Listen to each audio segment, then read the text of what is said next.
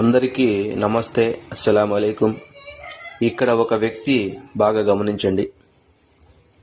టోపీ పెట్టుకున్నాడు, కోట్ వేసుకున్నాడు, మాస్క్ వేసుకున్నాడు. ఒక వ్యక్తి అటు వెళ్తూ ఉన్న వ్యక్తిని పిలిచాడు.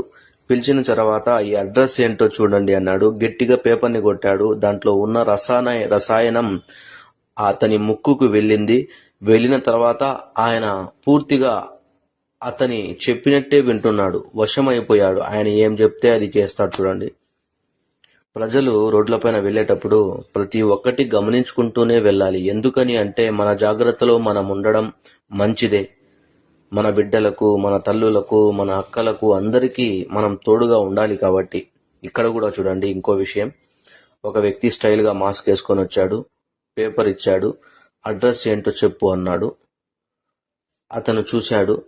అతను కూడా సేమ్ అలాగే చేశాడు. చూడండి, టప్ అని కొట్టాడు. ఆ తర్వాత ఆ నశాలం అతనికి కూడా ఎక్కిన తర్వాత ఆ పేపర్ని తీసుకొని భద్రంగా జోలో పెట్టుకున్నాడు. ఆయన అడుగుతున్నాడు. చూడండి, ఈయన బండి పైన కూర్చోండి, ఆయన ఇచ్చేస్తున్నాడు. చూడండి, ఇలా కూడా కొత్త రకంగా దొంగతనాలు జరుగుతూ ఉన్నాయి ఈ దేశంలో ఎలా దోచుకోవాలో అని మనుషులు ఆలోచించుకుంటూ ఉన్నారు. మనం కూడా జాగ్రత్తగా ఉండడం మనకు మంచిది, మన బిడ్డలకు మంచిది, మన ఫ్యామిలీలకు కూడా మంచిది.